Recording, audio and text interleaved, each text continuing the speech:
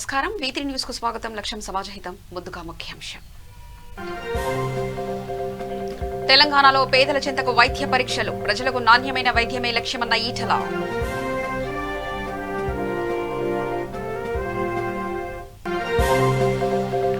ఏపీలో నేడు పంచాయతీ ఎన్నికల నోటిఫికేషన్, 11 జిల్లాల్లోని ఒక్కో డివిజన్లో ఎన్నికలు.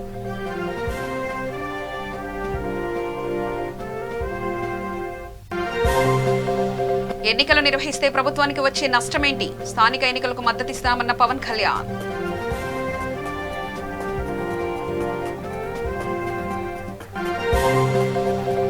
కళా వెంకటరావును దొంగలా అరెస్టు చేయడం దారుణం.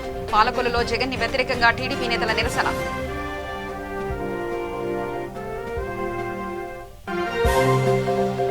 కాకినాడ ఫిషింగ్ హార్బర్ లో అగ్ని ప్రమాదం, ఆయిల్ లీక్ కావడంతో బ్యాటరీ వైర్లకు మంటలు.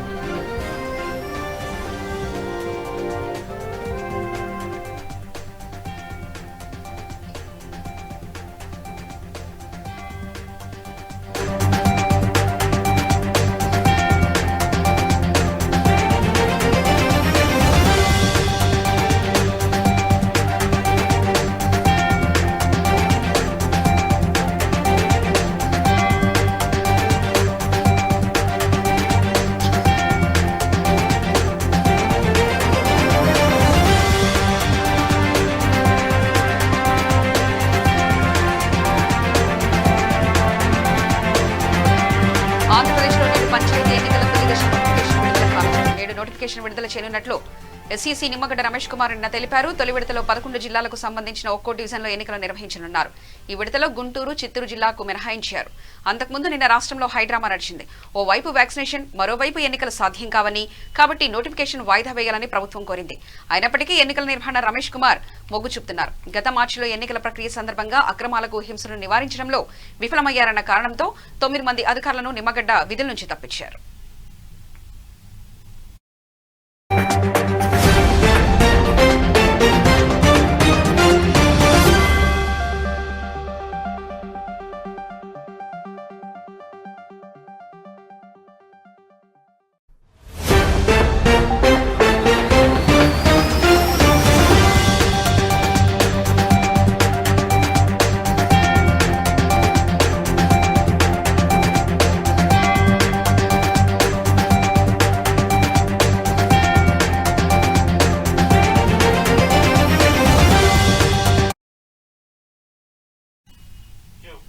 నోటిఫికేషన్ విడుదల కార్యక్రమానికి హాజరు కావాల్సిందిగా పంచాయతీరాజ్ గ్రామీణ అభివృద్ధి శాఖ ముఖ్య కార్యదర్శి గోపాలకృష్ణ ద్వివేది, కమిషనర్ గిరిజాశంకర్లకు నిమ్మగడ్డ లేఖను రాశారు. అయితే నిమ్మగడ్డ లేఖను వారు పట్టించుకోలేదు. నేటి మధ్యాహ్నానికి 3 గంటలకు పంచాయతీ, పోలీసు అధికారులు, సంబంధిత అధికారులతో పాటు అన్ని జిల్లాల కలెక్టర్లతో ఎస్ఈసీ వీడియో కాన్ఫరెన్స్ నిర్వహించనున్నారు.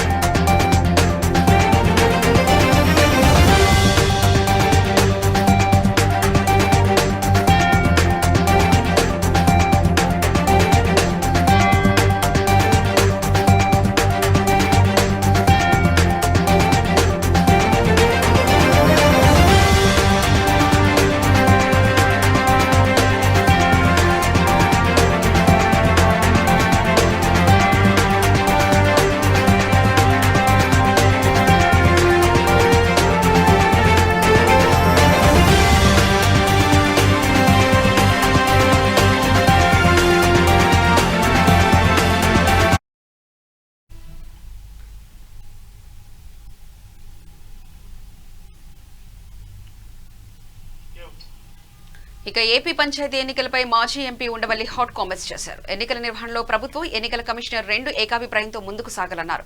కానీ ఎన్నికలు ఎప్పుడు నిర్వహించినా లేదా వాయిదా వేసినా నష్టమేమీ లేదని చెప్పారు.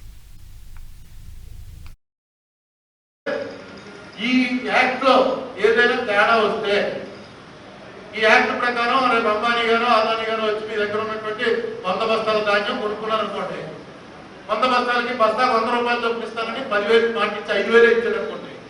ఏం చేస్తారు మీరు? వీళ్ళు అడుగుతున్నారో ఇవ్వట్లేదు. ఎప్పుడన్నా మనం చేసేది ఏంటి? ఎప్పుడైనా దగ్గరికి వెళ్తాం, కోర్టు నోటీస్ ఇస్తాం, కోర్టుకి పిలుస్తాం, అంతే కదా. దేశంలో ఎప్పుడైనా చేసే పని లేదు. కోర్టుకి వెళ్ళకూడదు, ఈ యాక్ట్ లో పెట్టారు. ఈ యాక్ట్ విషయమే ఏ రకమైనటువంటి వ్యవహారం వచ్చినా సరే సంప్రదింపులతో సెటిల్ చేసుకోవాలి తప్ప కోర్టుకి వెళ్ళేటువంటి అధికారం మాత్రం ఇక్కడ లేదు. ఈ చట్టం అసలు కోర్టులో ఆగదు. ఇంత దారుణమైనటువంటి చట్టాలు ఎవరు చేయడం? చట్టం చేసేదే యాక్ట్ అంటే ఏంటంటే యాక్ట్ ఇస్ ఆల్వేస్ క్వశ్చనబుల్. ఆ యాక్ట్ లో ఏది తేడా వచ్చినా సరే ఇమ్మీడియట్ గా మనం కోర్టుకి వెళ్తాం. కోర్టుకి వెళ్ళే అధికారం లేదు అని తీసేసాడు. అది నేను ఫస్ట్ యాక్ట్ చదవగానే చాలా ఆశ్చర్యపోయాను. అసలు ఈ యాక్ట్ ఎలా నిలబడుతుంది? చెల్లే పని లేదు. రెండోది ఎంఎస్పీ రద్దు అని మేము అంటలేదు కదా, ఇష్టంగా అంటున్నాం కదా అని ఆయన అంటాడు. వీళ్ళు ఏమంటారు? యాక్ట్ చేసావు కదా, యాక్ట్ లో పెట్టు. ఎంఎస్పీ ఇంత ముందు యాక్ట్ లో ఉందా అని గవర్నమెంట్ అడుగుతుంది. వాళ్ళు అడుగుతారు, ఇంత ముందు ఇలాంటి యాక్ట్ ఉందా? నువ్వు వేళ యాక్ట్ చేసావు కాబట్టి మినిమం సపోర్ట్ ప్రైస్ కే ఎవడన్నా సరే కొనాలి. ఆ మినిమం సపోర్ట్ ప్రైస్ కి కొంటారు అన్న మాట పెట్టి అప్పుడు అంబానీలు వస్తారో అదానీలు వస్తారో ప్రపంచంలో ఎక్కడైనా అమ్ముకోవచ్చు. ఏదైనా సరే కొనేవాడు మినిమం సపోర్ట్ ప్రైస్ ఇవ్వకపోతే వాడు చట్టరీత్యా నేరం చేసిన వాడు అవుతాడు అని ఏదైతే ఉందో అది యాక్ట్ లో పెట్టనంట. ఈయనంటాడు మోడీ గారు యాక్ట్ లో పెట్టాం, అలాగే ఇస్తున్నాం కదా, ఎంఎస్పీ తీసేస్తున్నాం ఏమన్నా? ఎంఎస్పీ ఇస్తాం, వరలగా ఇస్తాం. ఏదో ఎగ్జిక్యూటివ్ ఆర్డర్ ఏదో తయారు చేస్తారు, ఈ సంవత్సరం ఇంత కొనాలి అని. 2 ఏళ్ల తర్వాత మానేస్తారు. మానేయక్కలేదు, ఎంఎస్పీ కొనలేదు అనుకోండి, కోర్టుకి వెళ్ళట్లేదు కదా. ఈ చట్ట ప్రకారం జరిగేది కూడా కోర్టులో ఛాలెంజ్ చేయడానికే లేదని. ఇంత ఎందుకు ఇలాంటి చట్టం చేశారంటే వాళ్ళకి తెలియదు. నెమ్మదిగా ఈ దేశంలో ఈ రాజ్యాంగం కానీ ఈ రాజ్యాంగానికి సంబంధించి వచ్చినటువంటి చట్టాలను కానీ నెమ్మదిగా ఓవర్టేక్ చేసి వాళ్ళ ఎజెండా ఏదైతే ఉందో ఆ ఎజెండాని తీసుకురావడం అనేది వాళ్ళకి బుద్ధి నుంచి ఉండదు. పటేల్ అంటే ఎందుకు ప్రేమ? పటేల్ అన్నవాడే ఆర్ఎస్ఎస్ నిషేధించాడు. పటేల్ అన్నవాడే ఉన్నప్పటికీ కాంగ్రెస్ వాడు వెళ్ళి బీజేపీలో చేరిపోతాడు. కాంగ్రెస్ వాడే వెళ్ళి బీజేపీలో చేరిపోయేది ఎంతకన్నా సిద్ధాంత కాలుష్యం ఏమన్నా ఉంటుందా? నేను మొన్న బెంగాల్ వాడిని ఏమన్నా అడిగాను, ఏంటి గురు అసలు బీజేపీకి ఎక్కడి నుంచి వచ్చాయి ఈ నోట్లు, బీజేపీకి ఎవరు ఓటేస్తున్నారు అంటే ఆయన కానీ ఏం చేస్తాం, మమతా బెనర్జీకి వ్యతిరేకంగా కమ్యూనిస్ట్ ఓటర్స్ అంతా బీజేపీకి షిఫ్ట్ అవుతారు. చూసారా, మనం చెప్పకపోవటం, ఏ పార్టీ ఏంటన్నది చెప్పకపోవటం వల్ల వచ్చిన నష్టం. కమ్యూనిస్టులే బీజేపీ ఓటేస్తుంటే ఇంకేం చేయగలం? ఎందుకంటే టోటల్ ఎగేనిస్తారు అన్నమాట. కాంగ్రెస్ ఇంకా పరిస్థితులను బట్టి కాన్స్టిట్యూషన్ ఒప్పుకోదు. ఒక పాయింట్ ఏంటంటే ఈ యాక్ట్ లో ఏదైనా తేడా వస్తే ఈ యాక్ట్ ప్రకారం రేపు అంబానీ గారు అదానీ గారు వచ్చి మీ దగ్గర ఉన్నటువంటి 100 బస్తాల ధాన్యం కొనుక్కున్నారు అనుకోండి, 100 బస్తాలకి బస్తా 100 రూపాయలు చొప్పిస్తానని 10,000 మాటిచ్చి 5,000 ఇచ్చారు అనుకోండి. ఏం చేస్తారు మీరు? వీళ్ళు అడుగుతున్నారో ఇవ్వట్లేదు.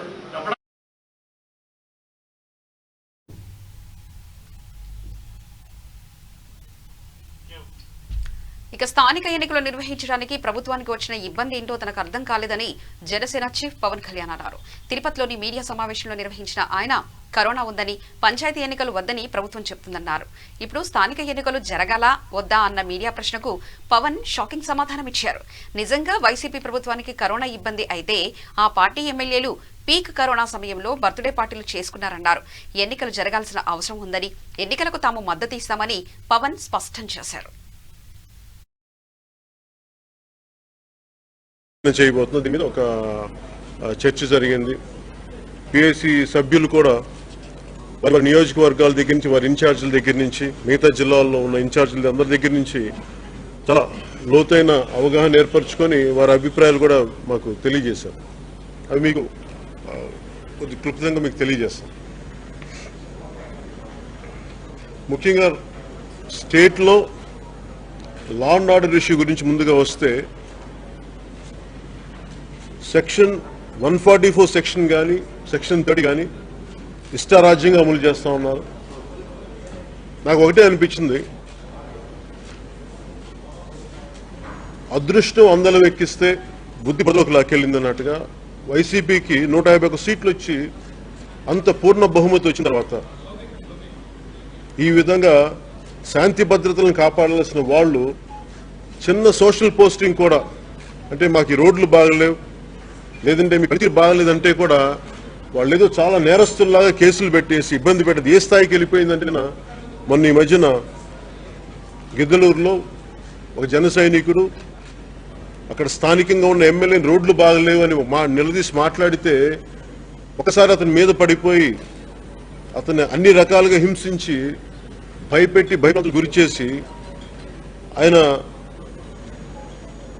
క్రిమిసంహారక మందు తీసుకుని ఆత్మహత్య చేసుకోవాల్సిన పరిస్థితి వచ్చింది. జనసేన నాయకుల మీద భౌతిక దాడులు, అలాగే తాడేపల్లిగూడెంలోని మా ఎమ్మెల్యేగా పోటీ చేసిన అభ్యర్థి బొలిశెట్టి శ్రీనివాస్ గారి మీద వారి ఇంటికి మీద దాడి, ఇవన్నీ హర్షించేలాగా లేదు. ఒకవైపు వైసీపీ ఎమ్మెల్యేలు నోటికి ఎంతో మాట్లాడతారు, మిగతా వాళ్ళు ఏం మాట్లాడకూడదు, ఒక్క ఎదురు మాట్లాడరు. ఇది ఒక ఫ్యూడలిస్టిక్ బిహేవియర్ లా ఉంది తప్ప ఒక ప్రజాస్వామ్యంలో లేదు. వాళ్ళు గుర్తు పెట్టుకోవాల్సింది ఇక్కడ భయపడే వాళ్ళు ఎవరు లేరు. ప్రజాస్వామ్యాన్ని గౌరవిస్తాం, అంతేగాని పదే పదే వచ్చి, ఉదాహరణకి శ్రీకాళహస్తిలో కూడా ఎమ్మెల్యేగా పోటీ చేసిన అభ్యర్థుల మీద రకరకాల కేసులు పెట్టి ఏ స్థాయికి లా అండ్ ఆర్డర్ ఇదైపోయిందంటే, డిస్టర్బ్ అయిపోయిందంటే, దళితుల మీదే ఎస్సీ ఎస్టీ అట్రాసిటీ చట్టం ఉపయోగించలేకుంది. ఇంత దిగజారిపోయింది ఈ లా అండ్ ఆర్డర్ ఇష్యూ. ప్రతి ఒక్కరిని బెదిరించేయడం నిజంగా చాలా అసహనం ఉంది. దీని మీద ఖచ్చితంగా మాట్లాడాలని చెప్పి నేను ఒకటే చెప్పాను, దీని మీద ఖచ్చితంగా ఒక యాక్షన్ తీసుకోవాలి. ఇది పదే పదే వెళ్ళిపోతుంటే మాకు క్యాడర్ మొరల్ లూజ్ అవుతా ఉంది. అంటే దీనికి ఒకటే మా నాయకులందరూ చెప్పినప్పుడు వారికి ఒకటే చెప్పాను, ఖచ్చితంగా ఇది పోలీసు ఉన్నతాధికారుల దృష్టికి అది లెటర్ ద్వారా పెట్టాలా, లేదంటే ఇప్పుడు ప్రతిసారి మేము చుట్టూ ఏమంటుందని నిన్న భారతీయ జనతా పార్టీ నాయకులు చేసినట్టుగా డీజీపీ గారి ఆఫీస్ని చుట్టుముట్టున్నారు. ఇవన్నీ ఎందుకు చేయాలి? ఎవరైనా సరే ప్రతి ఒక్కరు బాధ్యతగా ఉండాలి. వాళ్ళ పొలిటికల్ బాసెస్ చెప్పేది వాళ్ళు కూడా కొంత జాగ్రత్తగా విని ఒక మీరు పద్ధతిలో చేయకపోతే మటుకు ఆ వ్యవస్థలు నిర్వీర్యం చేసే పరిస్థితి వచ్చినప్పుడు ప్రజలు రోడ్ల మీదకి వస్తారు. అందుకని ఇంకొక అభ్యర్థన ఏంటంటే, మాకు దయచేసి ఇంకా భవిష్యత్తులో ఇలాంటి ఆపుకోకపోతే మటుకు మేము కూడా సహనాన్ని వదులుకోవాల్సిన పరిస్థితి ఉంటుంది. అది ఎందుకంటే మేము ఈ రోజుకి సోషల్ మీడియా పోస్టులు పెడితే ఇంకా పాపం నిన్న కూడా దారిలో చెప్తా ఉన్నారు, ఆ కుర్రోళ్ళు ఎవరు ఇంట్లోంచి పారి భారతీయ జనతా పార్టీ చేయబోతుందా, జనసేన చేయబోతుందా, దీని మీద ఒక చర్చ జరిగింది. పిఎస్సి సభ్యులు కూడా వారి నియోజకవర్గాల దగ్గర నుంచి, వారి ఇన్ఛార్జీల దగ్గర నుంచి, మిగతా జిల్లాల్లో ఉన్న ఇన్ఛార్జీల అందరి దగ్గర నుంచి చాలా లోతైన అవగాహన ఏర్పరచుకొని వారి అభిప్రాయాలు కూడా మాకు తెలియజేశారు. అవి మీకు కొద్ది క్లుప్తంగా మీకు తెలియజేస్తాం. ముఖ్యంగా స్టేట్లో లా అండ్ ఆర్డర్ ఇష్యూ గురించి ముందుగా వస్తే సెక్షన్ 144 సెక్షన్ కానీ సెక్షన్ 30 కానీ ఇష్టారాజ్యంగా అమలు చేస్తూ ఉన్నారు. నాకు ఒకటే అనిపించింది,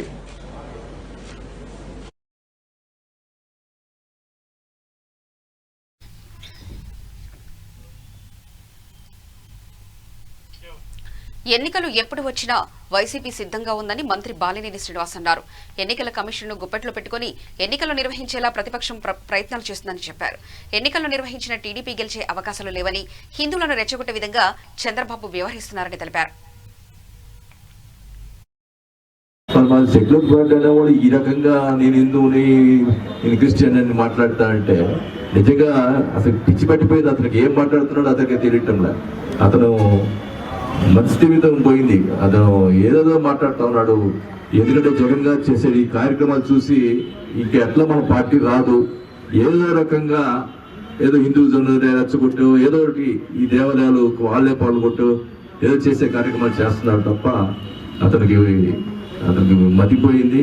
వాళ్ళ కొడుకు ఎట్ట కూడా పైకి రాలేడని తెలిసిపోయింది ఆయనకి. మరి ఆ పార్టీని ఇంకా మూసేసుకోవాల్సిన పరిస్థితి వచ్చే పరిస్థితిలో అది పిచ్చి పిచ్చిగా మాట్లాడే పరిస్థితులు చేస్తా ఉన్నాడు. మరి పంచాయతీ ఎలక్షన్స్ అని ఎలక్షన్ కమిషన్ ని మేనేజ్ చేసి పెట్టేదానికి ప్రయత్నం చేస్తా ఉన్నారు. ఎన్ని ప్రయత్నం చేసినా ఒకవేళ ఎలక్షన్ వచ్చినా కూడా ఎవరు ఇక్కడ భయపడేది లేదు. కాకపోతే ఏంటంటే రాష్ట్రంలో ప్రజలు పడుతున్నటువంటి ఇబ్బందులు కేవలం అంటే ఈ కరోనా వల్ల పడుతున్న ఇబ్బందుల వల్ల పోస్ట్పోన్ చేయమని అడిగారు తప్ప ఏదో ఎలక్షన్స్ వస్తే మేము ఇబ్బంది పడతామని చెప్పి ఆలోచన కాదు. అది వచ్చే ఎట్టా ఎలక్షన్ వస్తే మొత్తం స్వీప్ చేయడం జరుగుతుంది. ఖచ్చితంగా కూడా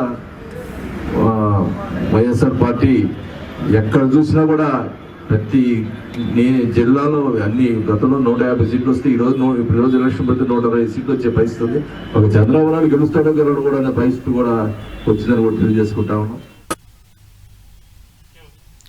ఇక పశ్చిమ గోదావరి జిల్లా గ్రామాలలో వెలుగు చూసిన అంతుచిక్కని వ్యాధి లక్షణాలపై తాడేపల్లి క్యాంపు కార్యాలయంలో అధికారులతో సీఎం జగన్ సమీక్ష నిర్వహించారు. సీఎం ఆదేశాలపై ప్రభుత్వ ప్రధాన కార్యదర్శి ఆదిత్యనాథ్ దాస్, వైద్య ఆరోగ్య శాఖ ముఖ్య కార్యదర్శి అనిల్ కుమార్ సింగాల్, వైద్య ఆరోగ్య శాఖ కమిషనర్ కె భాస్కర్ హుటాహుటిన ఏలూరు బయలుదేరారు. గ్రామాలలో నిరంతరం పర్యవేక్షణ జరుగుతుందని, ప్రజలెవరూ ఆందోళన పడాల్సిన అవసరం లేదని అధికారులు తెలిపారు. మరోవైపు ఏలూరులో ప్రభుత్వ ప్రధాన కార్యదర్శి ఆదిత్యనాథ్ దాస్ పర్యటించి అధికారులతో తాజా పరిస్థితులపై అడిగి తెలుసుకున్నారు. ఆడ మనిషికి దాంట్లో 12 to 35 ఏజ్లో 10 ఉన్నారు, 10, 35, 12. పుల్లా విలేజ్లో 29 వచ్చింది, దాంట్లో అందరూ డిశ్చార్జ్ అయిపోయారు. బేసికలీ ఇది మన ఏలూరు దీనికి చుట్టుపక్కల కెనాల్ చుట్టుపక్కల ఇటువంటి కొన్ని విలేజ్లు ఇటువంటి ఒక వస్తున్నాయి. జనంలో కూడా ఏదో కొంచెం భయంగా అట్లాగా కనిపించి సీఎం గారు సొంత రివ్యూ చేసి వెంటనే వెళ్ళి చూసి రండి, మాకు కూడా చెప్పండి ఏం నెక్స్ట్ కోర్స్ ఆఫ్ యాక్షన్ ఏం చేయాలా, ఎలా ఇటువంటి ఏదైనా ప్యానిక్ రాకుండా అందరికీ కొంచెం ఒక ధైర్యంగా కల్పించాలంటే దానికి నన్ను తర్వాత నా ప్రిన్సిపల్ సెక్రటరీ హెల్త్ అనిల్ గారికి పంపడం జరిగింది. నేను ఇక్కడికి వెళ్ళి మరి సీఎం గారికి కూడా బ్రీఫ్ చేస్తాను ఏం చేయాలా, కొన్ని ఇష్యూస్లో ఏమి చర్య తీసుకోవాలా, ఏమేమి చేయాలా దాన్ని కూడా సీఎం గారికి బ్రీఫ్ చేస్తాను. సీఎం గారికి కూడా తర్వాత సీఎం గారు దాని మీద ఫ్యూచర్లో ఏం చేయాలి, ఇటువంటి మొన్న కూడా ఏలూరులో వచ్చింది, ఇప్పుడు కూడా వచ్చింది, దాన్ని తీసుకొని కొంచెం సీరియస్గా ఈ మ్యాటర్ తీసుకొని హెల్త్ డిపార్ట్మెంట్ కూడా చాలా సీరియస్గా తీసుకున్నారు. హెల్త్ టీమ్స్ కూడా వచ్చినాయి, సర్విలెన్స్ చేస్తున్నారు. శాంపిల్స్ మొత్తం కలెక్ట్ చేయటం జరిగింది. ప్రిలిమినరీగా వాటర్లో పెద్దగా ఏం కనిపించట్లేదు, మిగతా కూడా ఫుడ్ శాంపిల్స్ మిగతా శాంపిల్స్ కూడా తీసుకొని తర్వాత ఎవరైనా దాంట్లో వ్యాధితో ఇది ఎఫెక్ట్ అయ్యారు వాల్ శాంపిల్స్ కూడా తీసుకోవటం జరిగింది. దాన్ని కూడా ఎనాలిసిస్ చేస్తాం. గతంలో జరిగిన దాని మీద ఒక కమిటీ రిపోర్ట్ కూడా వచ్చింది. ఆ కమిటీ రిపోర్ట్ కూడా ఇది కూడా చూసుకొని గవర్నమెంట్ నుంచి ఒక చాలా క్రమబద్ధం జరిగింది. గవర్నమెంట్ ముఖ్యమంత్రి గారు స్వయంగా వచ్చి పరిస్థితి అంతా కూడా సమీక్షించుకున్నారు. అప్పుడు ఒక 6-7 రోజుల పాటు ఫస్ట్లో కేసులు పెరిగాయి, మళ్ళీ కేసుల సంఖ్య అంతా కూడా తగ్గుముఖం పట్టి ఎవరికి చివరికి మరీ ఎక్కువ నష్టం లేకుండా మొత్తానికి పరిస్థితి అదుపులోకి వచ్చింది. అప్పుడు అధికార యంత్రాంగం అందరూ కూడా ఒక 6-7 రోజులు అందరికీ సరైన ట్రీట్మెంట్ అందించుకోవడము, భోజనాలు ఏర్పాటు చేసుకోవడము, టెస్టులు ఇవన్నీ నిర్వహించుకోవడము, చాలా యాక్షన్స్ తీసుకున్నాం. అయితే ఈ మధ్యలో మళ్ళీ పుల్లాని గ్రామంలో, అదేవిధంగా ఇవాళ కొమరపల్లి గ్రామంలో కొన్ని కేసులు రావడం, సడన్గా కొంతమంది స్పృహ కోల్పోయి పడిపోవడము, మళ్ళీ 1-2 నిమిషాల్లో లేకపోతే 5-6 నిమిషాల్లో కాస్త కాన్షియస్లోకి రావడము.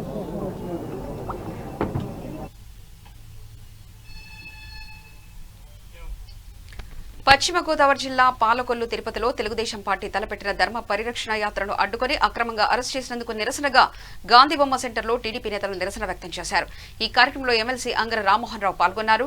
కళా వెంకట్రావును దొంగలా అరెస్ట్ చేయడం చాలా దారుణమని ఎమ్మెల్సీ అంగర రామ్మోహన్ రావు మండిపడ్డారు. ఈ కార్యక్రమంలో తెలుగుదేశం నాయకులు, కార్యకర్తలు అధిక సంఖ్యలో పాల్గొన్నారు. ప్రభుత్వం మా నాయకులందరినీ కూడా అరెస్ట్ చేయడం చాలా దారుణం. కళా వెంకట్రావు గారు మరి ఎంతో పెద్ద మనిషిగా ఎన్నో సంవత్సరాలు ఎమ్మెల్యేగా మంత్రిగా చేసినటువంటి వ్యక్తిని ఆయన అక్రమంగా నిర్బంధించారు.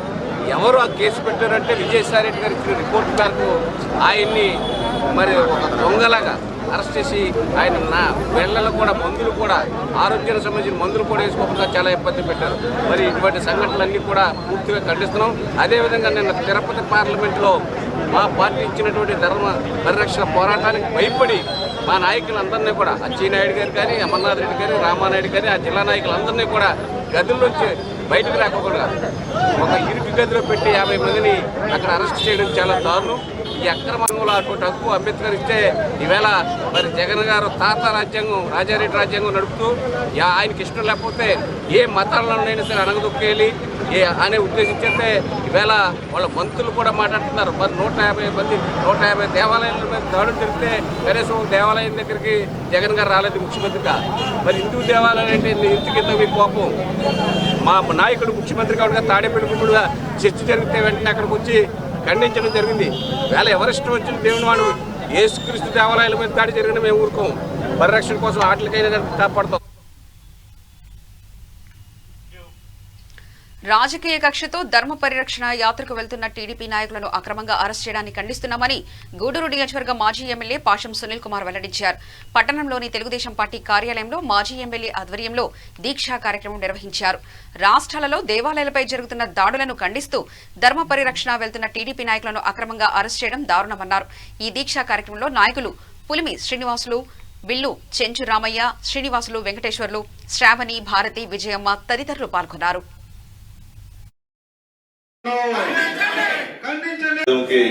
అనుమతి లేదు, అనుమతి రద్దు చేస్తున్నాం, మీరు ఎక్కడ వాళ్ళు అక్కడ అరెస్ట్ చేస్తున్న ఉద్దేశంతో పోలీసు మొత్తం టోటల్ వందలాది పోలీసులు తిరుపతికి చేరుకోవడం, అక్కడ ఉన్నటువంటి అచ్చెన్నాయుడు గారు ఉన్నటువంటి హోటల్లో అచ్చెన్నాయుడు గారిని, మాజీ మంత్రులని, రాజ్యసభ సభ్యులని చెప్పినటువంటి ప్రకారం వాళ్ళు చేసే కార్యక్రమం ఇక్కడ సాధారణ పోలీసుని ఇబ్బంది పెట్టే కార్యక్రమం. ఇది లేని పరిస్థితిలో పోలీసు కూడా తెలుగుదేశం పార్టీ నాయకులు, కార్యకర్తల మీద ఈ యొక్క లాఠీ చార్జ్ చేసేటువంటి ప్రయత్నాలు జరుగుతున్నాయి. నిజంగా చాలా అన్యాయం. ముఖ్యంగా ఈ ధర్మ పరిరక్షణ యాత్ర ఎందుకు పెట్టామంటే ఈ యొక్క రాష్ట్రంలో జరుగుతున్నటువంటి అరాచకాలు, అన్యాయాలు, ముఖ్యంగా దేవాలయాల మీద దాడులు, ఇవన్నీ కూడా ప్రజలకి చెప్పాల్సినటువంటి బాధ్యతల ప్రతిపక్షంగా మా మీద ఉంది. కాబట్టి ప్రతి గ్రామాల్లో తిరిగి తెలుగుదేశం పార్టీ ఇన్ఛార్జీలు అలాగే మా పార్టీ లీడర్స్ ద్వారా ఊరిలో ప్రచారం చేయడం ఉద్దేశంతో ఈ యొక్క ధర్మ పరిరక్షణ యాత్రను చేపట్టాం. దాన్ని భగ్నం చేయాలన్నటువంటి పరిస్థితులు ఇదంతా కూడా పెద్ద పోలీసు జులుం ప్రదర్శించారు గవర్నమెంట్ అండగా పెట్టుకొని. అలాగే ముఖ్యంగా ఈ రాష్ట్రంలో దాదాపు 156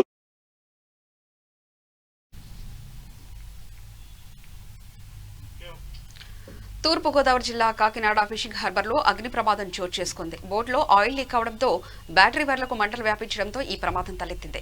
దీంతో భారీగా మంటలు వ్యాపించడంతో హుటాహుటిన అగ్నిమాపక సిబ్బంది మంటలను అదుపు చేశారు. మంటలు ఎగిసిపడే సమయంలో భారీగా శబ్దాలు రావడంతో స్థానికులు భయోందనకు గురయ్యారు.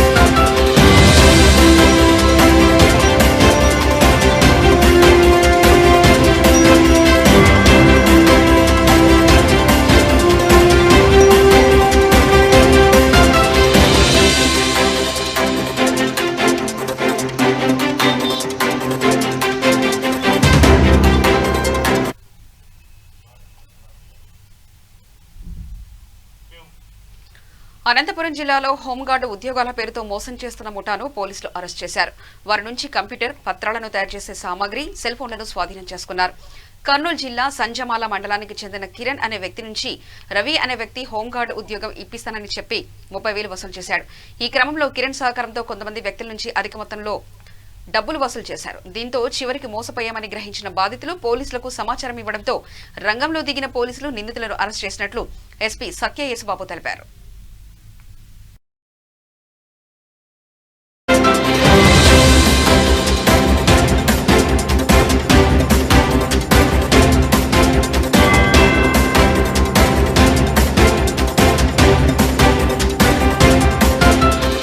చూపి కొన్ని లక్షల్లో డబ్బులు వసూలు చేసినటువంటి ఒక ముఠా ఎవరైతే ఉన్నారో ఆ ముఠా ముగ్గురు సభ్యుల ముఠాని మనం అరెస్ట్ చేసి రిమాండ్కి పెట్టడం జరుగుతుంది. ఇకపోతే వివరాల్లోకి వెళ్ళినట్లయితే ఈ ముగ్గురు ముద్దాయిలు కూడా డేరాంగుల వెంకటేషు 27 సంవత్సరాలు, ఇతను కొలిమిగుండ్ల మండలం కర్నూలు జిల్లాకు సంబంధించిన వాడు. అలాగే తొక్కల సాయి కిరణ్, ఇతను నొస్సం గ్రామం కర్నూలు జిల్లా అతను. అలాగే చక్కెర వెంకట సుబ్బయ్య, ఇతను నొస్సం గ్రామం సంజామాల మండలం కర్నూలు జిల్లా. ఈ వెంకట సుబ్బయ్య అనే అతను ఇరిగేషన్ డిపార్ట్మెంట్లో లస్కర్గా కూడా పనిచేస్తున్నాడు. అయితే వివరాల్లో కనుక మనం వెళ్ళినట్లయితే ఇందులో ప్రధానమైనటువంటి కీలక పాత్రధారి ఎవరైతే ఉన్నారో తొక్కల సాయి కిరణ్, ఇతను ప్రధానమైన నిందితుడు. ఇతను ఏం చేశాడంటే సుమారు 2 సంవత్సరాల క్రితం అతనికి హోంగార్డ్ ఉద్యోగం ఇప్పిస్తారని చెప్పి ఒక వ్యక్తి రవి అని చెప్పేసి ఒక వ్యక్తి పరిచయం అవుతాడు. పరిచయం అయితే ఆ రవి అనే వ్యక్తి పరిచయం అయ్యి 2,50,000 రూపాయలు కనుక ఇచ్చినట్లయితే నేను నీకు హోంగార్డ్ ఉద్యోగం ఇప్పిస్తానని చెప్పి ఇతన్ని ఇప్పుడున్నటువంటి ప్రధాన ముద్దాయిని నమ్మబలుగుతాడు. దాంట్లో భాగంగా ముందు 30,000 రూపాయలు అడ్వాన్స్ ఇవ్వాలి, మిగిలిన 2,20,000 కూడా ఉద్యోగం వచ్చిన తర్వాత ఇవ్వాలని చెప్పి ఒప్పందం చేసుకుని 30,000 ఇవ్వడం జరుగుతుంది. 30,000 ఇచ్చిన తర్వాత ఆ 2 సంవత్సరాల క్రితం రవి అనే వ్యక్తి ఎవరైతే ఉన్నారో ఆ వ్యక్తి తనకి పోలీస్ డిపార్ట్మెంట్లో కొంతమంది డిఐజీ స్థాయి అధికారులు పరిచయం ఉన్నారు, నాకు నేను వారితో చెప్పి నీకు ఉద్యోగం ఇప్పిస్తానని చెప్పి హైదరాబాద్ కూడా తీసుకెళ్లి 2 సంవత్సరాల క్రితం అక్కడ ఒక అనామకుడిని చూపించి ఇతనే పలానా డిఐజీ అని చెప్పి నమ్మకం కల్పించి తీసుకొచ్చిన తర్వాత మళ్ళీ ఇంకొక 90,000 రూపాయలు కూడా తీసుకుంటాడు.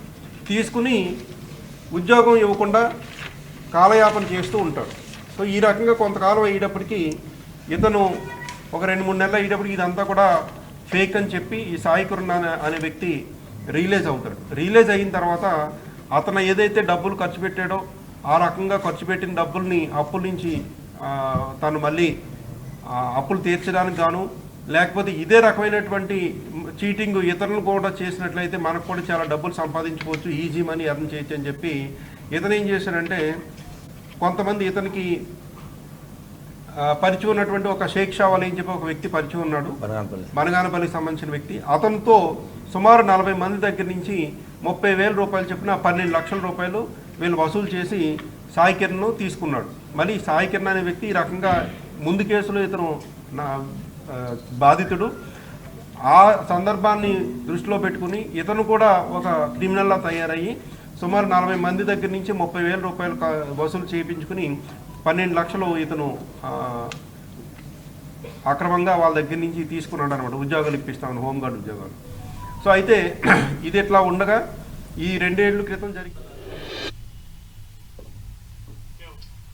వార్తలు ముగించే ముందు ప్రధానాంశాలు మరోసారి చూద్దాం. తెలంగాణలో పేదల చెంతకు వైద్య పరీక్షలు, ప్రజలకు నాణ్యమైన వైద్యమే లక్ష్యమన్న ఈటల.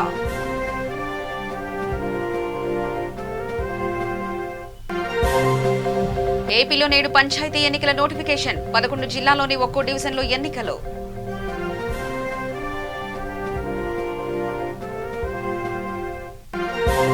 ఎన్నికలు నిర్వహిస్తే ప్రభుత్వానికి వచ్చే నష్టమేంటి? స్థానిక ఎన్నికలకు మద్దతిస్తామన్న పవన్ కళ్యాణ్.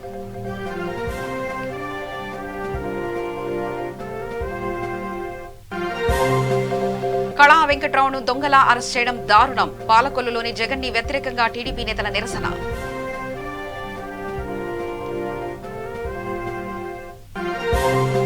కాకినాడ షిప్పింగ్ హార్బర్ లో అగ్ని ప్రమాదం, ఆయిల్ లీక్ కావడంతో బ్యాటరీ వైర్లకు మంటలు.